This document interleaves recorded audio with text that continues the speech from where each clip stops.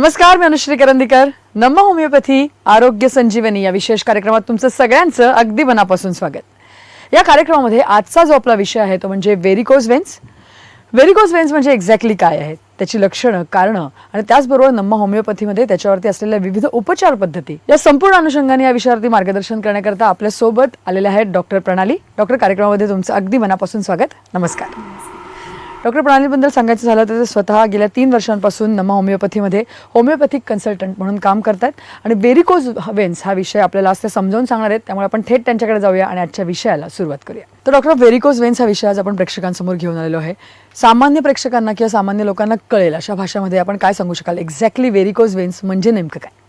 Varicose veins हा रक्तसंचार निगडीत आजार आहे. म्हणजे तो आपल्या सर्क्युलेटरी सिस्टीमशी रिलेटेड आजार आहे. आपली सर्क्युलेटरी सिस्टीम ही फार मोठी आहे. या सर्क्युलेटरी सिस्टीममध्ये कुठले कुठले कंपोनंट्स आहेत आपण आधी ते जाणून घेऊयात. सर्क्युलेटरी सिस्टीममध्ये हार्ट म्हणजे हृदयाशिवाय आपल्या धमन्या म्हणजे आर्टरीज असतात आणि वेन्स ज्याला आपण सामान्य भाषेत शिरा असं आपण म्हणतो. हृदयातून शुद्धीकरण झाल्यानंतर संपूर्ण रक्त संपूर्ण शरीराकडे हे धमन्यांद्वारे किंवा आर्टरीजद्वारे पुरवले जाते.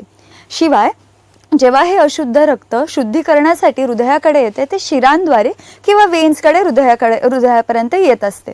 ही जी संपूर्ण प्रक्रिया आहे अशुद्ध रक्त हृदयाकडे शुद्धीकरणासाठी येण्याची, ही संपूर्ण प्रक्रिया ही गुरुत्वाकर्षण शक्तीच्या विरोधात चालू असते. म्हणजे ही अगेन्स्ट द ग्रॅव्हिटेशनल फोर्स चालू असणारी प्रोसेस आहे. ही प्रोसेस सुरळीत व्हावी यासाठी शिरांमध्ये वाल्व्सचा समावेश असतो. या असतात नॉन रिटर्निंग वाल्व्स, जेणेकरून हे रक्तसंचार हा व्यवस्थित व्हावा आणि रक्त हे परत खाली येऊ नये याच्यासाठी ह्या वाल्व्सचा समावेश असतो. अनेक कारणांमुळे ह्या वाल्व्स वीक व्हायला लागतात आणि वाल्व्सची जी आहे तिथे डिफॉर्मिटी व्हायला सुरुवात होते आणि रक्त त्याच ठिकाणी साकाळायला सुरुवात होते. याच्यामुळे पायावर, शरीराच्या खालच्या भागांवर आपल्याला हिरव्या निळसर शिरा दिसायला सुरुवात होते. यालाच आपण सामान्य भाषेत व्हेरिकोज वेन्स असं म्हणतो. कित्येकदा लोकांना व्हेरिकोज वेन्सच्या लक्षणांची जाणीवही होत नाही, कारण की याचा त्रास हा मोस्टली पेनलेस असतो आणि त्यामुळे बरेच लोकांना या त्रासाची माहितीही इतकी नाही आहे. म्हणून आपण व्हेरिकोजचा सखोल अभ्यास करून आणि नेमका हा त्रास कसा आहे तो जाणून घेऊयात. तर डॉक्टर, आपण व्हेरिकोज वेन्स बद्दल समजून घेतोय आणि आता आपल्याला जे प्रेक्षक पाहत आहेत त्यांच्याही काही प्रश्न आहेत, त्यांच्याही समस्या आहेत. आपण त्यांच्याकडे जाऊया आणि त्यांच्या समस्या काय आहेत नेमक्या त्या जाणून घेऊया, त्यांना मार्गदर्शन करूया. आपल्यासोबत आता एक कॉलर जोडले गेलेले आहेत. बोला, काय समस्या आहे तुमची? नमस्ते, माझं नाव प्रकाश आहे. माझं वय 55 आहे. माझं 8 तास उभं राहून काम असतं. त्याच्यामुळे मला व्हेरिकोज वेन्स झाला, त्याच्यानंतर अल्सर पण झाला. त्याच्यानंतर आता 1 वर्षापूर्वी त्याचं ऑपरेशन पण झालं. ऑपरेशन झाल्यानंतर 6 महिने मला बरं वाटलं. आता परत 5 महिने झालेत, 4-5 महिने झालेत, परत ते ओपन झालेलं आहे अल्सर. आता परत ज्या ठिकाणी मी गेलो त्या ठिकाणी मला सांगितलं की आता परत त्याला ऑपरेशन करावं लागेल त्या अल्सरला. तर आता मला असं टेन्शन आलं की आता एकदा ऑपरेशन करून पण आता काही फायदा झालेला नाहीये. परत अल्सर झालेला. आता त्याच्यावर आपल्याकडे काही उपचार पद्धती आहेत का, आणि असेल तर मग काय आपण काय सुचवू शकाल? नक्कीच. तर डॉक्टर ते जसं म्हणतायत तसं की वारंवार त्यांना वाटतं सर्जरीज आता करायला लागते आणि एकूणच तो प्रकार वाढत चाललाय, मला वाटतं कॉम्प्लिकेट होत चाललाय. काय त्यांना आपण मार्गदर्शन करू शकतो? नक्कीच. जसं की मी आत्ता बोलले की व्हेरिकोज वेन्सच्या सर्जरीमध्ये आपल्याला तात्पुरता आराम मिळतो, कारण की आपण जी आत्ता दिसतीये जखम त्याला आपण रिपेअर करू शकतो. पण जे इतर ठिकाणीचे जे वाल्व्स आहेत ते सर्जिकली रिपेअर नाही होते, ज्याचं डिफॉर्मिटी आपल्याला दिसतही नाही. कित्येक वेळा ते आतून त्रास हा सुरू झालेला असतो आणि तो डायरेक्ट तुम्हाला अल्सर झाल्यानंतर दिसतो. जसं की आपल्याला आत्ता तुम्ही जसं सांगितलं मला कॉलवर की तुमचंही तेच झालं असणार आहे की तुमची सर्जिकली तो जो होता तो अल्सर व्यवस्थित झालाय, पण जी आतली जी रक्तसंचार सिस्टीम होती ती फॉल्ट होताच तो तसा, आणि आता ती दुसऱ्या ठिकाणी सुरू झाली आहे. नक्कीच आपण नम्मा होमिओपॅथीमध्ये जर तुम्ही याल तर आपण व्यवस्थित तुमच्या केसची आपण स्टडी करूयात. त्याच्या मागचं नेमकं मूळ कारण काय आहे ते जाणून तुमचा आजार हा मुळापासून कसा बरा होईल याचा नक्की प्रयत्न करूयात. आम्ही नम्मा होमिओपॅथीमध्ये नॉन सर्जिकली अल्सरचे केसेस कसे हँडल होतात हे आम्ही प्रयत्न करत असतो. शिवाय आपल्या औषधांमध्ये कुठल्याही प्रकारचा केमिकल्स किंवा स्टेरॉइडचा उपयोग नसतो, त्यामुळे ह्या औषधांचा कुठलाही साईड इफेक्टही होत नाही. म्हणून तुमचा जो आजार आहे आपण संपूर्णपणे बरा होऊन आणि हा परत उद्भवू नये याची नक्कीच काळजी घेऊयात. नक्की, जसं तुम्ही म्हणालात तसं की सामान्य भाषेत लोकांना कळलं असं आपण समजावून सांगितलेलं आहे की नेमके त्या दिसतात कशा प्रकारे व्हेरिकोज वेन्स. तर त्या अनुषंगाने मला तुम्हाला विचारायचं आहे की आता व्हेरिकोज वेन्स ज्या माणसांना दिसतात किंवा येतात, दिसायला लागतात, त्याच्या मागची नेमकी कारणं काय असू शकतात, त्याविषयी काय सांगाल? व्हेरिकोज वेन्स हा जसं आता मी सांगितलं की हिरव्या आणि निळसर दिसणाऱ्या या वळण्याच्या शिरा आहेत, ज्या संपूर्ण शरीराच्या खालच्या भागात दिसू लागतात. ह्या पायांवर, पोठऱ्यांवर तुम्हाला कुठेही ह्या दिसू शकतात. याच्या मागचं कारण अनेक कारणं आहेत, पण प्रामुख्याने दिसणारं कारण म्हणजे लठ्ठपणा. अतिरिक्त काळ एका ठिकाणी बसून राहिल्यामुळे, डाएटरी हॅबिट्स, शरीराला व्यायामाचा अभाव, या कारणांमुळे रक्तप्रवाह हा व्यवस्थित होत नाही आणि शिरांवर जास्त ताण येतो ब्लड फ्लो व्यवस्थित होण्यासाठी आणि ती झडप वीक होत जाते. त्यामुळे लठ्ठपणा हा व्हेरिकोज वेन्ससाठी प्रमुख कारण होऊ शकतं. याच्या व्यतिरिक्त स्त्रियांमध्ये व्हेरिकोज वेन्सचा त्रास हा आपल्याला जास्त जाणवून येतं. याच्या मागचं कारण म्हणजे गरोदरपणामध्ये होणारा वेट गेन आणि त्याच्यानंतर तो परत चेंज होणारा किंवा जो फ्लक्च्युएशन असतं वेटमध्ये, त्यामुळे व्हेरिकोज वेन्स होऊ शकतात. शिवाय आहारात आयर्न, कॅल्शियम असे मल्टीव्हिटॅमिन्सची कमतरता असल्यामुळेही रक्तसंचारा रिलेटेड त्रास होऊ शकतात आणि व्हेरिकोजचा त्रास आपल्याला स्त्रियांमध्ये दिसून येतो. स्त्रियांमध्ये अतिरिक्त काळ उभं राहण्याची सवय असते, जसं की स्वयंपाकासाठी म्हणा, सलग 2-2, 3-3 तास एका ठिकाणी उभं राहिलं जातं. किंवा कित्येक वेळा असं होतं की ज्या स्त्रिया शिलाई काम करत असतात, ज्या कंटिन्यू एका ठिकाणी बसून असतात, यांच्यामध्येही आपल्याला व्हेरिकोज वेन्सचा त्रास दिसून येऊ शकतो. शिवाय आजकालची आपली जी लाईफस्टाईल झाली आहे की तिथे आपल्याला हाय हिल्स हे घालावे लागतात डे टू डे लाईफमध्ये, त्यामुळे सुद्धा रक्तप्रवाह हा व्यवस्थित न होता तिथेही व्हेरिकोज वेन्सच्या त्रासाची आपल्याला सुरुवात पाहता येते. याच्याशिवाय आणखीन व्हेरिकोज वेन्सचं कारण म्हणजे धूम्रपान.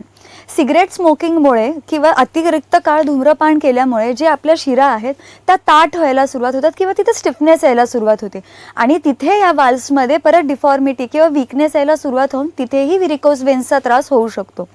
या व्यतिरिक्त अतिरिक्त काळ एका ठिकाणी उभं राहण्याचं जे मी कारण स्त्रियांमध्ये सांगितलं, तेच कारण आपण पुरुषांमध्येही पाहू शकतो. जसे की पुलिसमॅन झाले किंवा कोणी हे जे जास्त वेळ एका ठिकाणी उभं राहून, शिक्षक झाले, ज्यांना जास्त वेळ उभं राहून काम करावं लागतं, त्या ठिकाणी वेन्सला खूप जास्त प्रेशर असतं ब्लड फ्लो व्यवस्थित होण्यासाठी आणि तिथे वाल्व्स किंवा त्यांच्या झडपांवर खूप प्रेशर यायला सुरुवात होते.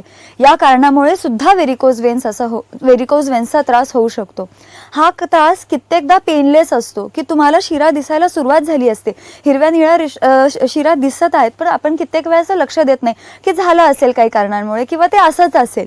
पण हा त्रास कालांतराने हा बळावून जाऊ शकतो आणि याचं गंभीर स्वरूप डीप वेन थ्रोम्बोसिस किंवा डीव्हीटी किंवा व्हेरिकोज अल्सर या प्रकारातही होऊ शकतं. नक्की. आपण जसं बघितलं तसं की विविध कारणं तुम्ही सांगितली जेणेकरून व्हेरिकोज वेन्स होऊ शकतात, परंतु कारणं बऱ्याच वेळा ही अनफॉर्च्युनेट सुद्धा आहेत. कारण जसं तुम्ही म्हणालात तसं की आता जर उभं राहूनच काम करायचं तर त्याला पर्याय नाही, पण मग या व्हेरिकोज वेन्स जेव्हा दिसायला लागतात किंवा त्याचं पेन सुरू होतं, त्याची काही ग्रेडेशन असते का किंवा काही स्टेजेस असतात का जेणेकरून आपल्याला लक्ष येतं की हा आजार वाढत चाललाय किंवा गांभीर्याकडे चाललाय? नक्कीच. व्हेरिकोज वेन्स व्यवस्थित समजून घेण्यासाठी आणि तो त्रास नेमका कुठल्या स्टेजमध्ये आहे हेच आपल्याला मेन गाईडलाईन म्हणून काम करतं की आपल्याला ट्रीटमेंट किती लवकरात लवकर स्टार्ट करण्याची गरज आहे. जसे की पहिली स्टेज जी आहे ती असते स्पायडर वेन स्टेज. या स्टेजमध्ये कातणीच्या जाळ्यासारख्या बारीक हिरव्या अशा रेषा आपल्याला संपूर्ण शरीराच्या खालच्या भागात दिसू लागतात. या स्टेजमध्ये कित्येक वेळेस कोणाला काही सायन्स अँड सिम्पटम्स जाणूनही येत नाही की पाय कधी दुखत नाही किंवा असे काही लक्षणं फारशी दिसत नाही, पण हा त्रास पुढच्या स्टेजवरही जाऊ शकतो. म्हणून तुम्हाला जरी कुठे शिरांवर असं शरीरावर शिरा दिसत असतील तर योग्य वेळेस लवकरात लवकर डॉक्टरांचा सल्ला घेणं गरजेचं आहे. जसा हा झाला आपला पहिला स्टेज. जी दुसरी स्टेज आहे याला आपण स्टेज 2 ऑफ व्हेरिकोज वेन समजून घेण्यासाठी, जेव्हा रक्त हे अतिरिक्त काळासाठी साखळायला सुरुवात होऊन जाते आणि जेव्हा आपल्या शरीराच्या खालच्या भागातल्या ज्या 2 मेन वेन्स आहेत जसे ग्रेट सफॅनस वेन किंवा पॉप्लिटेल वेन आपण ज्याला म्हणतो, जेव्हा या शिरांमध्ये रक्तांची साखळणं जास्त सुरू होऊन जाते तेव्हा ती शीर फुगून येते आणि आपण जेव्हा हात फिरवू तेव्हा ती जाणवू पण लागते. तर ह्याला आपण second stage of varicose veins म्हणू शकतो. या स्टेजमध्ये लक्षणांची सुरुवात होऊन जाते. लक्षणं काय असणार आहेत की पायांना अचानक जडत्व जाणून येणे, पायांना मुंग्या येणे, पायात अचानक क्रॅम्प्स किंवा अचानक कळ येणे, रात्रीच्या वेळेस अचानक पाय दुखून येणे, अतिरिक्त काळ जर उभा राहिला तर आपलं पाय ओढले जात आहेत असं जाणवून येणे, हे सगळी लक्षणं आपल्या सेकंड स्टेजमध्ये जाणवून येतात. हे झालं आपलं second stage of varicose veins. आता थर्ड स्टेज जो आहे हा थोडासा कॉम्प्लिकेटेड स्टेज आहे आणि कन्फ्युजन पण होऊ शकतं या स्टेजमध्ये जाणून घेण्यासाठी, कारण की या स्टेजमध्ये रक्त अतिरिक्त काळ साचल्यामुळे त्वचेवर काळसरपणा यायला सुरुवात होते आणि त्वचा काळी पडून त्वचेला कोरडेपणा येऊन तो खाज यायला सुरुवात होते. हा इतर स्किन डिझिजेस सोबत सुद्धा कित्येकदा कन्फ्युजन होऊ शकतं की कारण की स्किन कोरडी पडलेली आहे, स्किनला खाज येते, हे तर आपल्याला असं वाटतं काहीतरी स्किन इन्फेक्शन आहे, पण हा सुद्धा व्हेरिकोज वेन्सचा एक प्रकार आहे आणि याला आपण व्हेरिकोज एक्झिमा असं म्हणतो. जसं मी आत्ता सांगितलं की व्हेरिकोज एक्झिमामध्ये जेव्हा त्वचा काळी पडू लागते आणि त्वचा कोरडी पडू लागते तर कितीदा ते कन्फ्युजन होऊन जातं की कुठला स्किनचा आजार तर नाही आहे. मग आपण तात्पुरता पेशंट त्यावेळेस काय करतात की कुठलं तरी ऑइंटमेंट लावून तात्पुरता तो त्रास बरा होतो आणि त्वचेचा काळसरपणा हा कमी होऊन जातो आणि परत हा त्रास दुर्लक्षित केला जातो. पण जो मुख्य याच्या मागचं कारण आहे जे मी सांगितलं की झडपांवर भार आल्यामुळे जी आपली झडप वीक झाली आहे, वाल्व्स वीक झाले आहे आणि रक्तप्रवाह हा व्यवस्थित होत नाही आहे, हा त्रास हा तसाच राहतो. या त्रासाला आपण लक्ष देत नाही आणि हा त्रास पुढे बळावत जातो आणि त्याचं स्वरूप हे स्टेज 4 मध्ये होतं. म्हणजेच जो आपला स्टेज 4 जे आहे तो व्हेरिकोज अल्सरची स्टेज आहे. आता आपण जाणून घेऊया की हा स्टेज 4 मध्ये नेमकं होतं काय. जसं मी आत्ता सांगितलं की अतिरिक्त काळावर रक्त त्या ठिकाणी साचल्यामुळे तिथे प्रेशर बिल्डअप व्हायला सुरुवात होते आणि ती जी शीर आहे जिथे हे रक्त साखळलेलं आहे ती शीर फुटते आणि तिथे एक जखम तयार होते आणि कित्येकदा ही जखम पेनलेस असते की पेशंटला कळतही नाही की ही मला जखम झालेली आहे आणि तिथून ब्लिडिंग सुरू झालं आहे. कोणीतरी इतर माणूस बघतं की अरे तुला तिथे जखम झाली आहे आणि तिथून रक्त वाहत आहे, तेव्हा पेशंटला कळतं की अरेच्या मला एवढी मोठी जखम आहे. तर याला आपण व्हेरिकोज अल्सर असं म्हणतो. या अल्सरला आपण किती ऑइंटमेंट लावा, अँटीबायोटिक लावा, हा व्यवस्थित लवकर भरून येणारी जखम नसते, कारण याच्यात मेन कारण काय असतं की आपल्या झडप हे वीक आहेत म्हणून ही जखम काय पटकन भरत नाही. शिवाय याच्यात अजून एक धोका असतो की जर रुग्णाला याच्यासोबत कोमॉर्बिडिटीज असतील जसे की डायबिटीज, हायपरटेन्शन असे कुठलाही आजार जर आधीपासूनच असेल तो हा व्हेरिकोज अल्सर हील व्हायला किंवा तो बरा व्हायला अजून काळ घेऊ शकतो की त्याला तुम्ही कितीही अँटीबायोटिक्स घ्या, कितीही तुम्ही ड्रेसिंग करा, तो पटकन हा भरून येत नाही. तर आपल्या नम्मा होमिओपॅथीमध्ये आपण अशा प्रकारची औषधं देतो की जेणेकरून ही झडपांची जी वीकनेस आहे, जेणेकरून ते ब्लड फ्लो हे व्यवस्थित व्हायला पाहिजे अशी औषधं देण्यात येतात आणि ती जखम लवकरात लवकर कशी भरेल याच्यासाठी आपण तिथे औषधं देऊ शकतो. आता हे झाले स्टेज 4. कित्येकदा ही जखम होत नाही पण तिथे रक्ताच्या गाठी किंवा गुठळ्या व्हायला सुरुवात होते आणि ही रक्ताची गुठळी इतर आपल्या सर्क्युलेशन सोबत जेव्हा ती ट्रॅव्हल करू शकते तर त्याच्यामुळे आपल्याला अक्यूट इमर्जन्सीज पण येऊ शकतात. जसे की पहिल्या त्याला आपण त्या रक्ताच्या गुठळीला आपण इंग्लिशमध्ये किंवा मेडिकल टर्ममध्ये आपण डीप वेन थ्रोम्बोसिस असं म्हणतो. जेव्हा ही रक्ताची गुठळी हृदयाकडे जाते तर आपल्याला कार्डियक अरेस्ट किंवा मायोकार्डियल इन्फार्क्ट अशा कॉम्प्लिकेशन्सची भीती असू शकते किंवा ही गुठळी जर तुमच्या मेंदूपर्यंत गेली तर अचानक स्ट्रोक येण्याच्या पण शक्यता होऊ शकतो आणि जर ही गुठळी तुमच्या फुफ्फुसांपर्यंत किंवा तुमच्या लंग्सपर्यंत गेली तर तिकडे तुम्हाला पल्मोनरी एम्बोलिझम सारखी अक्यूट इमर्जन्सी येऊ शकते. हे व्हेरिकोज वेन्सची लक्षणं आहेत. म्हणून वेळेत आपण ट्रीटमेंट घेऊन हे वाल्व्स कसे रिपेअर होतील आणि ब्लड फ्लो हा कसा रिस्टोर होईल, व्यवस्थित रिस्टोर होईल अशी आपण ट्रीटमेंट घेण्याची गरज आहे. डॉक्टर पुढचे कॉलर आपल्याबरोबर जोडले गेलेले आहेत. बोला. नमस्कार. नमस्ते डॉक्टर, माझं नाव पूजा यादव आहे आणि लास्ट 4-5 वर्षापासून माझ्या पायांना हिरवी नसं दिसायला लागली होती. तेव्हा तर काही प्रॉब्लेम नव्हता तर मी पण अवॉइड केले आणि त्याच्यानंतर आता 6-8 महिन्यापासून त्याच्यावरती खाज पण यायला लागली आणि नसांची सूज पण वाढली आहे. तर त्याच्याकरता मी दाखवले होते डॉक्टरना, त्यांनी मला ऑइंटमेंट वगैरे दिले होते आणि त्याच्याने थोडाफार आराम पडला. पण मला आता प्रोग्राम बघतानाच असं वाटलं की हे व्हेरिकोज वेनचे प्रकार होऊ शकते. तर त्याच्याकरता नमा होमिओपॅथीकडे काही सोल्युशन अवेलेबल आहे तर त्याची माहिती द्या प्लीज. नक्कीच पूजा, मला वाटतं त्यांचा प्रश्न कळलाय आपल्याला. डॉक्टर काय सांगाल त्यांना? जसं त्यांनी आपल्याला सांगितलं आहे की त्यांना तुम्हाला व्हेरिकोज वेन्सची सुरुवात झालेली होती. जसे तुम्ही मागे सांगितलं की तुम्हाला हिरव्या निळ्या शिरांची दिसायला सुरुवात झालेली, तर हा व्हेरिकोज वेन्सचाच त्रास आहे आणि तो सध्या स्टेज 3 मध्ये, म्हणजे जसं मी आधी सांगितलं की हा व्हेरिकोज एक्झिमामध्ये गेलेला आहे. ऑइंटमेंटने तुमची फक्त त्वचेची काळसरपणा जे आहे तो तात्पुरता हा बरा झाला असेल, पण आता गरज आहे की तुमची सर्क्युलेटरी जो पॉवर आहे जी कमी झाली आणि ज्याच्यामुळे हा व्हेरिकोजचा त्रास तयार झालेला आहे तो त्रास मुळापासून नीट करणं असणं तितकंच गरजेचं आहे. तुम्ही नक्कीच आमच्या कुठल्याही शाखेला व्हिजिट द्या. मग आपण तुमच्या केसला व्यवस्थित स्टडी करून त्याच्यानुसार नेमकं कारण काय आहे याचा सखोल अभ्यास करून त्याला आपण नक्कीच ट्रीटमेंट देऊयात आणि हा आजार पुढच्या स्टेजला किंवा कॉम्प्लिकेशनच्या स्टेजपासून जाण्यापासून थांबवून याच स्टेजला थांबवून तुमचा आजार संपूर्णपणे बरे करण्याचा आपण प्रयत्न करू. नक्कीच तुम्हाला वाटतं प्रेक्षकांनाही समजून येत असेल, डॉक्टर प्रणाली आपल्याला समजावून सांगतायत की नेमकं व्हेरिकोज वेन्स काय आहेत. आणि आत्ता आपल्याला जे प्रेक्षक पाहत आहेत त्यांना जर का लक्षात आलं असेल की त्यांना किंवा त्यांच्या घरच्यांना कुठेही अशा प्रकारच्या हिरव्या निळ्या शिरा दिसत आहेत, त्यांचे पुंजके दिसत आहेत, तर घाबरून जाण्याची गरज नाही आहे. आमच्या स्क्रीनवरती तुम्हाला जे नंबर फ्लॅश होताना दिसत आहेत त्याच्यावर तुम्हाला फक्त कॉल करायचा आहे, डॉक्टरांची अपॉइंटमेंट घ्यायची आहे किंवा डॉक्टरांशी संपर्क साधून त्यांच्याशी संवाद करायचा आहे. म्हणजे तुम्हाला सुद्धा जर व्हेरिकोज वेन्ससारखा आजार असेल तर होमिओपॅथीच्या माध्यमातून तुम्ही कशाप्रकारे बरा करू शकता याचा संपूर्ण गायडन्स तुम्ही त्या फोनवरती घेऊ शकता. त्याचबरोबर नम्मा होमिओपॅथीबद्दल समजून घ्यायचं झालं तर महाराष्ट्र आणि कर्नाटकामध्ये नम्मा होमिओपॅथीच्या 21 शाखा आहेत. महाराष्ट्राबद्दल बोलायचं झालं तर महाराष्ट्रातच नम्मा होमिओपॅथीच्या 10 ठिकाणी शाखा आहेत. मुंबईमध्ये दादर येथे, त्यानंतर ठाणे, पुणे, नाशिक, औरंगाबाद, सोलापूर, नागपूर, कोल्हापूर, अकोला आणि नांदेड या सर्वत्र ठिकाणी नम्मा होमिओपॅथीच्या शाखा आहेत. तिथे तज्ज्ञ डॉक्टरांच्या टीम्स अवेलेबल आहेत. त्यामुळे तुम्हाला सुद्धा व्हेरिकोज वेन्सचा त्रास होत असेल, तुम्ही अनेक ठिकाणी ट्रीटमेंट घेऊन चुकला असाल आणि तरी सुद्धा फरक पडलेला नसेल किंवा आत्ताच नव्याने तुम्हाला त्रास सुरू झाला असेल तर तुम्ही तातडीने नंबरवरती फोन करू शकता, डॉक्टरांना भेटू शकता. वेगवेगळ्या शाखांमध्ये अनेक डॉक्टर्स आहेत आणि तुम्ही सुद्धा होमिओपॅथीच्या माध्यमातून तुमचा आजार नक्की बरा करू शकता.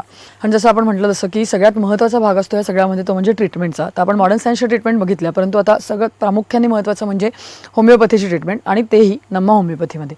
तर नम्मा होमिओपॅथीमध्ये नेमकं व्हेरिकोज वेन्सवरती आपण कशाप्रकारे उपचार करतो. वेगवेगळ्या प्रकारचे पेशंट्स आपल्याकडे येत असतात व्हेरिकोज वेन्सचे, तर त्यांना एक कस्टमाइज किंवा इंडिव्हिज्युअलिस्टिक अप्रोचनी होलिस्टिक ट्रीटमेंट आपण कशी देतो. जसं की आता आपण पाहिलं की व्हेरिकोज वेन्सचे अनेक स्टेजेसमध्ये पेशंट आपल्याकडे येतात आणि त्याचे कारणंही त्याच्या मागे फार वेगळी असतात. म्हणून त्याच्यासाठी हे औषधही त्या पेशंटनुसार हे वेगळं असणं तितकंच गरजेचं आहे. म्हणून होमिओपॅथी जी सिस्टीम आहे ही एक इंडिव्हिज्युअलायझेशनच्या कन्सेप्टवर बेस्ड ही सिस्टीम आहे. प्रत्येक पेशंटच्या आजाराच्या मागे जसं शारीरिक ताणतणाव महत्त्वाचं कारण आहेच, त्याचसोबतही मानसिक ताणतणाव हे सुद्धा फार महत्त्वाचं कारण आहे. जसं की मी आधी सांगितलं की अनुवंशिकता हा सुद्धा फार मोठा फॅक्टर होऊ शकतो कुठलाही आजार होण्यासाठी. मग कित्येकदा असं होतं की आईवडिलांमध्ये किंवा आजी आजोबांमध्ये तुमच्या जवळच्या नातेवाईकांमध्ये कोणाला तरी व्हेरिकोजचा त्रास होता म्हणून तो आत्ता तुम्हाला व्हेरिकोज वेन्सचा त्रास होतोय. तर ही जी जेनेटिक फॅक्टर आहे किंवा जेनेटिक टेंडन्सी आहे बॉडीमध्ये, ह्या टेंडन्सीचा सखोल अभ्यास, याशिवाय मानसिक ताणतणाव, शारीरिक ताणतणाव किंवा त्या रुग्णाच्या आयुष्यात त्याची आवड निवड, त्याचे कॉन्स्टिट्यूशन, या सगळ्या गोष्टींचा, या सगळ्या फॅक्टर्सचा सखोल अभ्यास करून जी औषधं निवडली जातात त्यांना आपण मायझमेटिक किंवा होमिओपॅथिक बेस्डवर औषधं आपण ज्याला म्हणतो, ही औषधं आपल्याला नम्मा होमिओपॅथी इथे आपण भेटतात. याच्याशिवाय जी आहे इम्युनोजेनिक म्हणजे काय, कुठलाही आजार हा संपूर्णपणे तेव्हाच बरा होऊ शकतो जेव्हा आपली इम्युनिटी किंवा आपली रोगप्रतिकारक शक्ती त्या आजाराला तितक्याच खणखरपणे किंवा तितक्याच ताकदीने त्या आजाराला सामोरे जाऊ शकते, डिफेन्स बॅक किंवा फाईट बॅक करू शकते.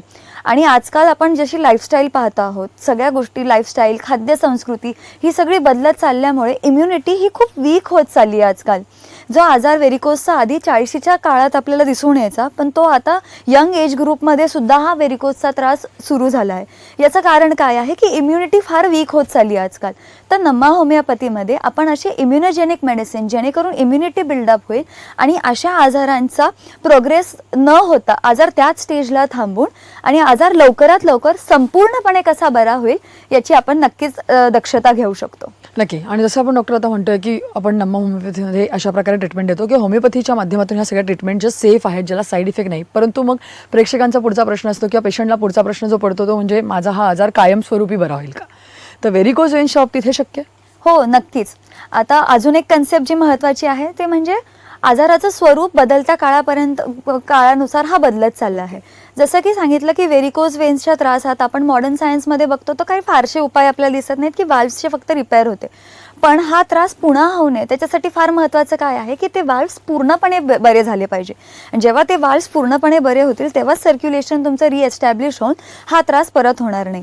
तर आपलं जे औषध आहे हे 6th जनरेशन पद्धतीचं औषध आहे की ते त्या लेवलला जाऊन की तुमच्या व्हाल्व्सची स्ट्रेंथ वाढवण्यासाठी आणि ब्लड सर्क्युलेशन परत रिस्टोअर होण्यासाठी आणि जी त्रास आत्ता दिसतो असतोय, ज्या शिरांवर तुम्हाला त्रास होतोय त्याच्यासोबत इतरही ज्या तुमच्या शिरा आहेत ज्यांच्यावर तुम्हाला आत्ता मे बी लक्षणं नाही दिसत आहेत, ते आत्ता तितक्या सुजल्याही नाही आहेत, पण तिथे त्रासाची सुरुवात झालेली आहे, ती पण स्टेज तिकडेच थांबून हा त्रास आपण तिथल्या तिथेच थांबून आणि परत दुसरीकडे हा त्रास उद्भवू नये याची आपण काळजी घेऊ शकतो. आणि एकदा जर तो वाल्व परत रिपेअर झाला तर तो परत तसा त्रास उद्भवू नये म्हणून त्याच्यासाठी पण आपण औषधं देऊ शकतो. नक्कीच डॉक्टर, म्हणजे आपण जसं सुरुवातीला म्हणलं होतं तसं की विषय छोटासा जरी असला किंवा हा आजार जरी असं दिसताना जरी असं वाटलं असलं की अगदी छोटासा आहे तरी पण गंभीर स्वरूप धारण करू शकतो. त्यामुळे मला वाटतं योग्य वेळेला याच्यावर उपचार करणंच गरजेचं आहे. आणि प्रेक्षक तुम्ही सुद्धा हे समजून घेणं गरजेचं आहे की व्हेरिकोज वेन्स हे दुर्लक्ष करण्यासारखं नाही आहे, त्याचं गंभीर स्वरूप धारण करता येण्यासारखं आहे. त्याच्यामुळे तुमच्यावरती ही वेळ येऊ नये याकरता मात्र तुम्हाला वेळीच लक्ष देणं गरजेचं आहे. होमिओपॅथीच्या माध्यमातून नमा होमिओपॅथीमध्ये तुम्ही जर का आलात तर हा आजार संपूर्णपणे बरा होऊ शकतो आणि डॉक्टरांनी सांगितलं तसं तुम्ही एक चांगलं आयुष्य जगू शकता.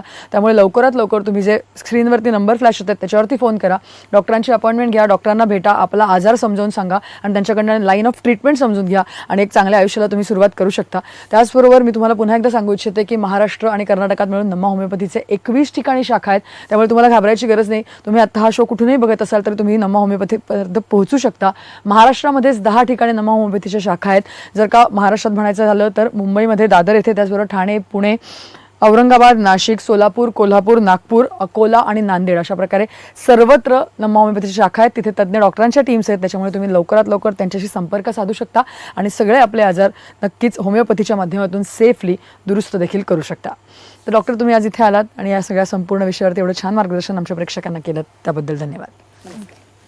तर या विषयासह नमा होमिओपॅथी आरोग्य संजीवनी या विशेष कार्यक्रमामध्ये आता आम्ही इथेच थांबतोय. नमस्कार. पुण्यालाच राहणारे रोहित दत्तात्रय रावळ यांना व्हेरिकोव्हेन्सचा वेदनादायी त्रास होता. सिक्युरिटी गार्ड म्हणून काम करताना त्यांना 8 तास उभं राहावं लागायचं, त्यामुळे त्रास व्हायचा. पण नमा होमिओपॅथी मधल्या 1.5 वर्षांच्या उपचारादरम्यान त्यांच्या पायाच्या जखमा पूर्ण बऱ्या झाल्या आहेत. 68 वर्षांचे गजानन गारदी यांनाही व्हेरिकोज वेन्सचा त्रास होता. पायाला सूज यायची, गोळे यायचे, पायाच्या शिरा लालसर, निळसर, काळसर पडल्या होत्या. या आजारामुळे त्यांना चालता येईन असं झालं. नमा होमिओपॅथी मध्ये उपचार सुरू केल्यानंतर वर्षभरात त्यांची व्हेरिकोज वेन्सच्या त्रासातून सुटका झाली. नमा होमिओपॅथी आरोग्य संजीवनी.